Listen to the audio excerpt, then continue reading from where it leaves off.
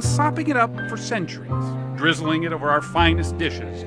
And yet, olive oil's virtuous qualities remain for many a culinary mystery. I personally like really pungent, really bitter oil. I mean, maybe it's the condition of my life. Bitterness appeals to me. Mike Madison tends his olive grove the way it's been done for thousands of years. By hand, not under Italy's Tuscan sun, but in the sun-drenched valleys of California. The best oil from Italy or Spain or any place else is great. They're all great. But most of what winds up in the stores is not the best oil. He's among a growing chorus of California growers who worry the international olive oil market isn't as virginal as the labels might hint. Extra virgin means that the oil must have zero defects such as rancidity. Rancidity tastes kind of like crayons or a catcher's mitt. That mix of Dan Flynn is the executive director of the UC Davis Olive Center. Extra virgin doesn't only taste better, he says, it retains the olive's natural compounds.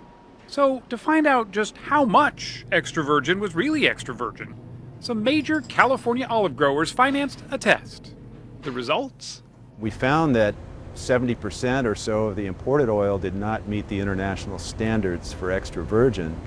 Author Tom Muller calls the industry both sublime and scandalous in his new book, Extra Virginity. We talked to him via Skype from Italy. Nobody's watching the quality, and so it's a kind of a paradise for fraud. And why do you think that is? Most people in America haven't tasted a good oil, and until the consumer gets a little bit more aware, there won't be this intense pressure on the authorities to make sure that people are playing by the rules. More than 98% of the olive oil consumed in this country is imported. But California growers are seeing an opening in the market. We have the capacity to hold about 2 million gallons of olive oil here. 2 million gallons? 2 million gallons. Greg Kelly is CEO of the California Olive Ranch, the nation's biggest extra virgin olive oil producer. We're trying to make this available to the masses. His mission? To harvest an ancient crop in a very modern way called high-density farming, getting olives directly from the branches to the mill faster than ever before. And the advantage of that is what? It ends up that the speed with which you get that fruit into a mill, turned into olive oil, and put in a controlled environment has a lot to do with the quality of the oil you end up with. If you're not a foodie, all this may be a bit confusing. What's the big deal about extra virgin olive oil if it takes a trained tasting panel or a lab test to know for sure? Well, the answer may be your health. Olive oil truly is the most healthy fat that you can use in your kitchen. And there is such a thing? Yes, absolutely. Well, the calories are there, but there's no cholesterol. Longtime olive oil maker Deborah Rogers says the higher the quality of the oil, the higher the antioxidants that make it so healthy.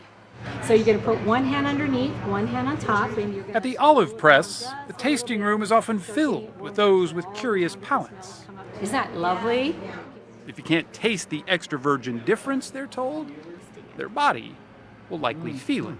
I'm going to taste. That is the best way to taste. That's one of the most rewarding things, is to hang out in the tasting room and listen to the people at the tasting bar. Oh boy, that is good. That's really good. Yeah. You know, they have revelations right there in front of us. Thousands of years on, the olive still surprises. Simple, hearty, and growing new roots a long way from home.